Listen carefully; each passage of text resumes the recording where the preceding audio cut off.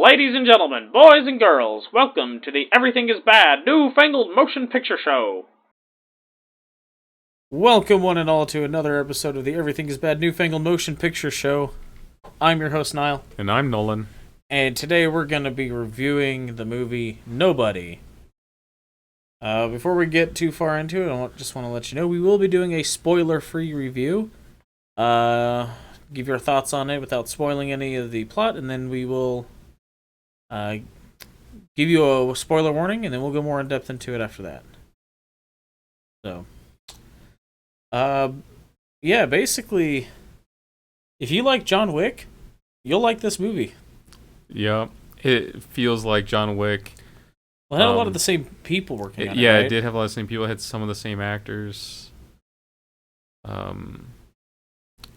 think it's the same director, right? It was like the writer or director, I think, but... Yeah, so this movie, though, was the same director as Hardcore Henry. Which is, I think... Michael Ironside was in this? Yeah.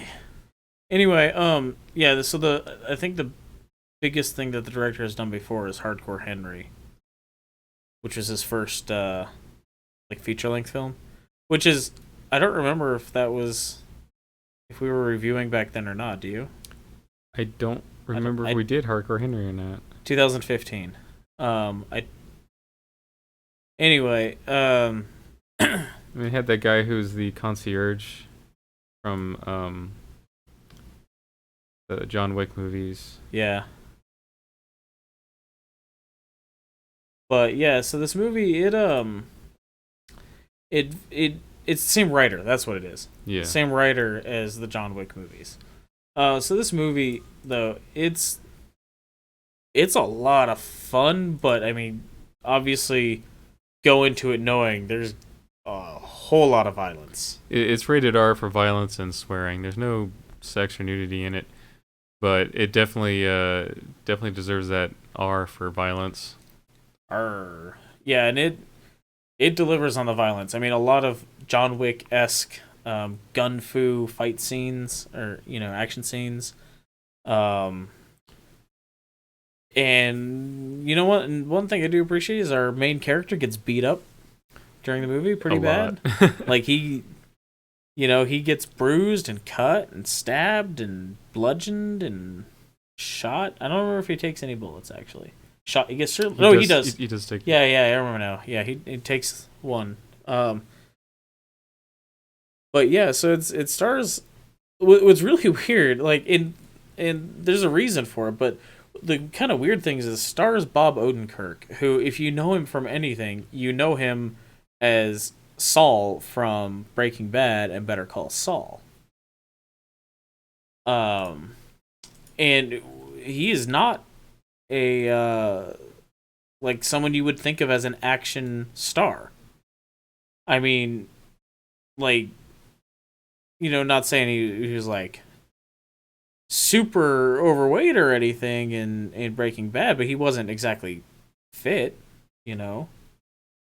But dude had some muscles in this one, man. He's really his pecs are really stretching out that polo he's wearing for most of the movie. Yeah, well, he needed to for this particular role. I mean, couldn't have done the stuff he was doing without it. Yeah, I mean, he did a lot of his own. He did a lot of the fight choreography, during the filming, instead of relying on a stunt double for a lot of that.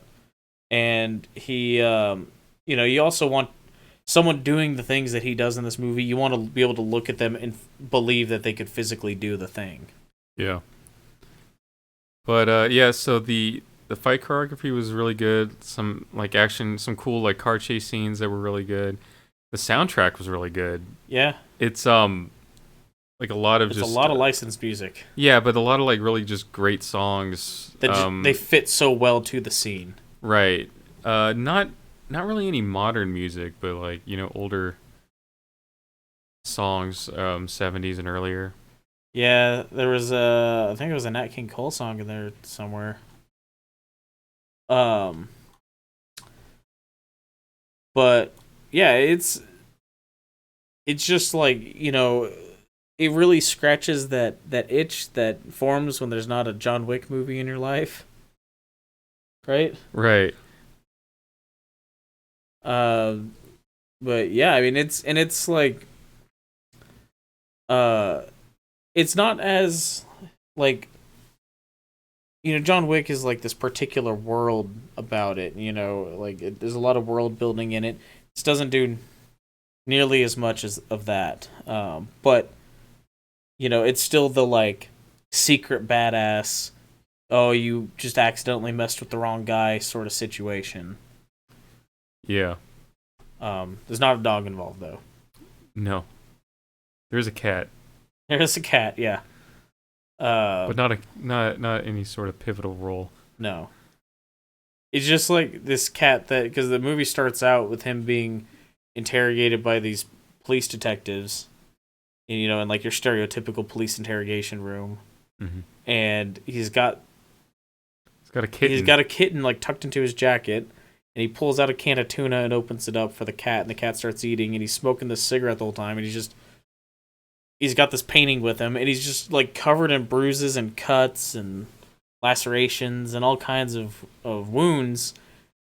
And so it's just sort of like look at this crazy situation, and then here's how we get to that. Yeah. But yeah, so the cat was just kind of for a joke, basically. Pretty much. So a callback at one point, basically, is all it paid off as. But it was a lot of fun. A lot of headshots and bullet wounds. So if you're not too keen on seeing serious violence, yeah, it was some gory, bloody violence. A lot of squibs. Yeah, but if you're okay with that, the movie's just a lot of fun. Yep. And there's a lot of very satisfying fight scene stuff. And it's might be kind of strange to say because of the nature of the movie is, but it's like John Wick but more lighthearted. Yeah. Like there's some serious stuff going on, but there's still like find the time to like joke more.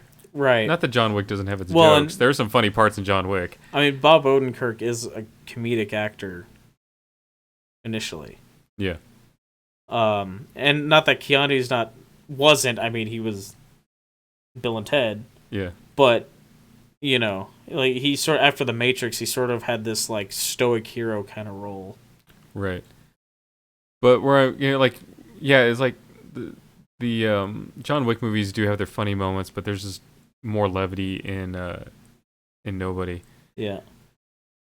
And they do that trope. We talked about this. They do that trope of like, oh, the people in the like, someone in the room realizes what a badass this person is and reacts in a sort of unexpected way in response.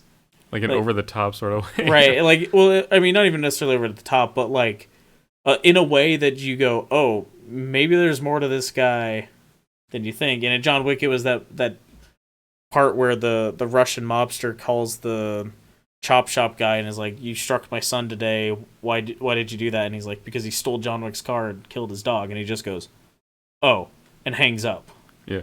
And you're like, "Oh, okay." Right. And like there's a scene that establishes that in this, and it was pretty funny. Yeah. We can get to that in the spoiler part, but yeah, I mean it's just a genuinely entertaining movie. Had fun watching from start to finish. Right. And it's only Christopher Lloyd looked like he was having fun too. So yeah, that's got to be worth something. He looked like he was having a good time making the movie.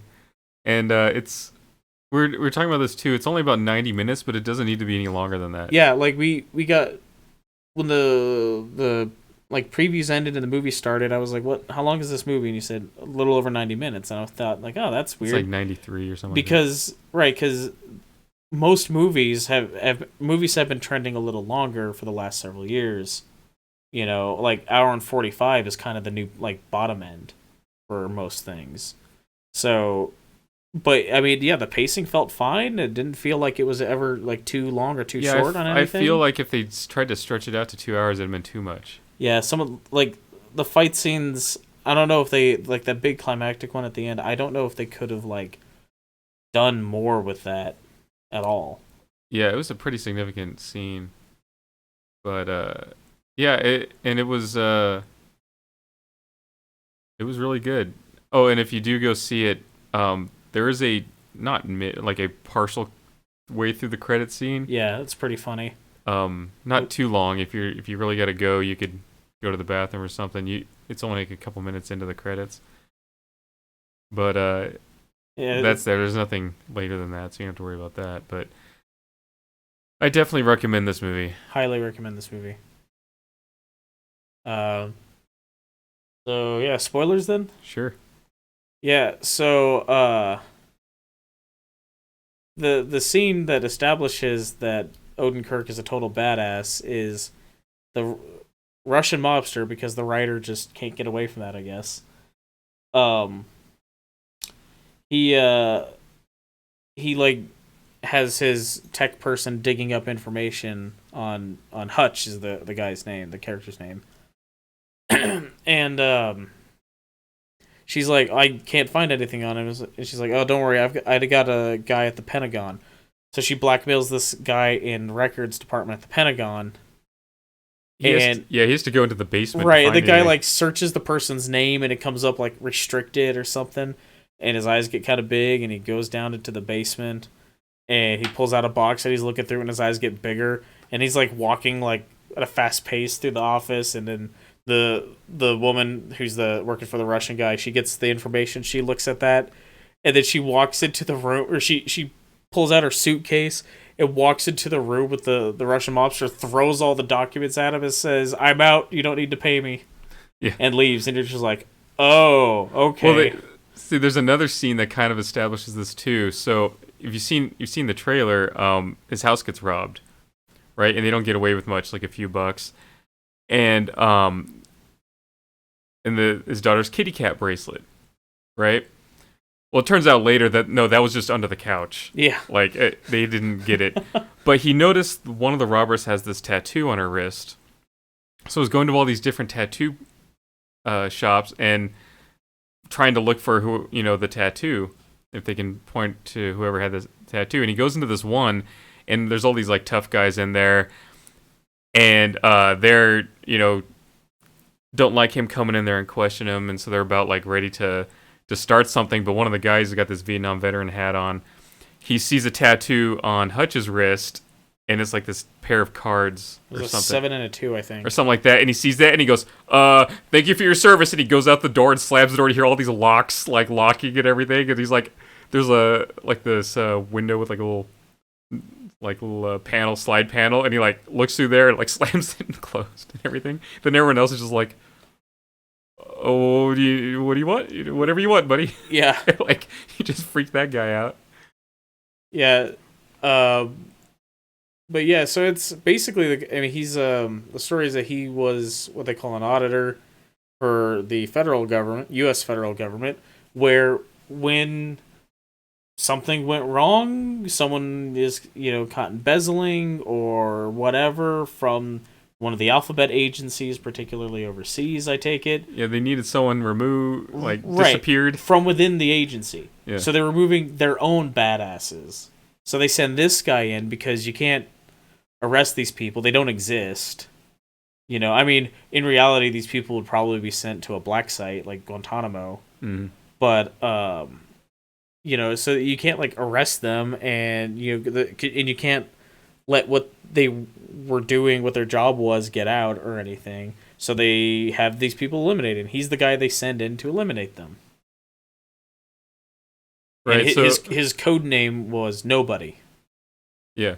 So, like, the assumption is this Vietnam vet probably escorted somebody like him, across the border. Someone with that tattoo. Someone with that tattoo across the border into Laos or something. Yeah. Or didn't, rather. Right. Didn't. Because we were never in Laos or Cambodia. Right. It's just, Laos is only the most bombed country in the world, but, we never had boots on the ground in Laos. Right. Supposedly. But yeah, so that's... Yeah, so basically the plot, he goes, after he gets robbed, he goes looking for the kitty cat bracelet and his daughter's, because even though, like, his wife and his son are kind of looking at him like, what a wuss, didn't fight the robbers. His daughter is like, he's her hero, and so she's a daddy's girl, and he when he thinks the bracelet's missing, he just like goes crazy. Yeah, well, I think it was like also sort of built up. Right, it was all built up. They also took a watch which he said was precious to him, probably a gift from his wife. Yeah, they said, "Is that worth anything?" And he said, "It is to me." And yeah, it was. It's probably a gift from his wife. Well, you find out later that he realized the gun is this couple that breaks into his house. This man and this woman. The gun the woman had wasn't even loaded. They didn't have any bullets in it. It was a revolver, so he could see that when she pointed it in his face.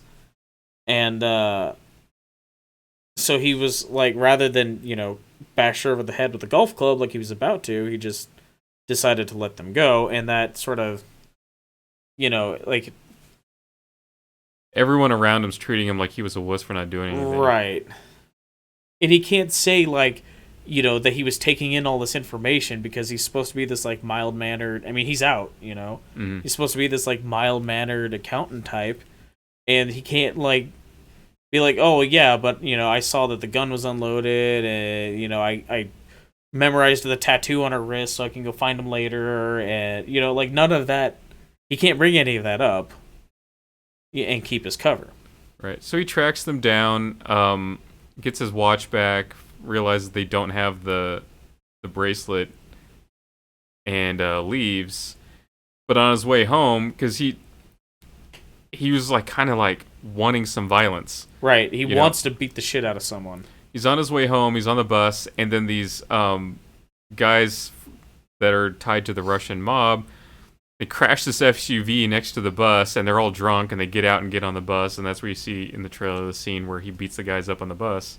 Yeah, because they're like harassing this girl on the bus, and well, one of the guys who ends up dying later is the brother of the local Russian mob boss, and so it starts this whole like war between him and them, and so that's most of the rest of the movie is him dealing with that and them coming after him and him killing all the people that come after him, and so the Russians just keep escalating.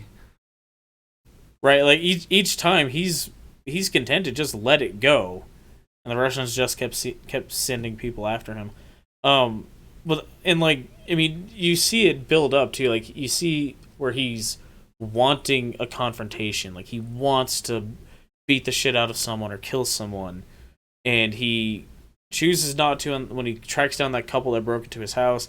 He chooses not to because they have a baby that was on oxygen or something. Clearly some kind of disease or sickness.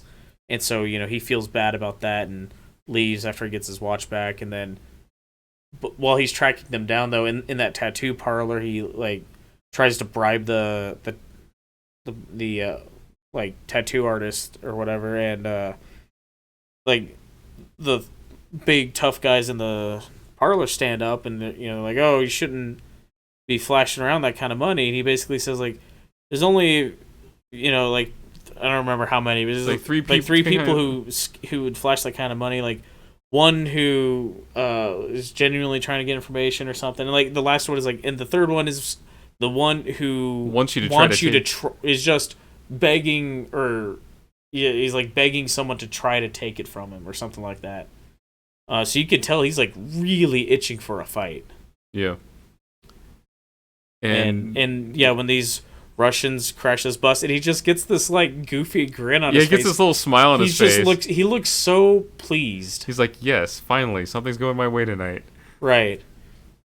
So yeah, but yeah, the whole fight choreography scene in the bus, like it was just so like, it felt like such a John Wick fight scene, Mm-hmm. And then when those dudes break into his house, felt like that scene at the beginning of John Wick. And not at the very beginning, but towards the beginning of John Wick, where the Russians show up to steal his car and stuff. Like, it's even like lit the same, and stuff. It's just like feels very much like. Well, it's more like the scene where they come in and to take him out, and he takes. Because when they come in to steal the car, he gets his ass beat. Right. Yeah, but he's expecting them when they come back. Right. Yeah. So yeah, it's more like that. And yeah, I mean, it's just a genuinely entertaining. Eventually, movie. he gets his father, who's played by Christopher Lloyd, Oh yeah, in there, and then his adopted brother is RZA. RZA. And so like the three of them like in a big old fight scene at the end with like a whole bunch of mobsters, and it's pretty cool. Which apparently Christopher Lloyd demanded that he actually be the one shooting the guns in the fight scene. Yeah. That's awesome. I mean, Christopher Lloyd's getting up there in age. Yeah. He's actually looking healthy. I had seen him. See, last time I saw him, he was on a Disney Plus show, but before that, I'd seen him at like a video from Comic-Con or something, and he was looking really sick. But I think that was like, I thought, oh man, it's just because he was getting old. But I think that was maybe just at that time he just was sick, because the thing on Disney Plus, he was looking a lot healthier. Yeah. And then this thing, and then in Nobody, he was looking a lot healthier than I had seen him. But he looked like he was having a good time. I mean, he had like he this just little smile had on this, his like, face. goofy grin on his face the whole time. Just like got these shotguns hanging off him, and he's just racking rounds with the shotgun, man. Yeah. Where he shows up, he's got all these shotguns. Like, geez, Dad, you brought a lot of shotguns. Well, you brought a lot of Russians. Yeah.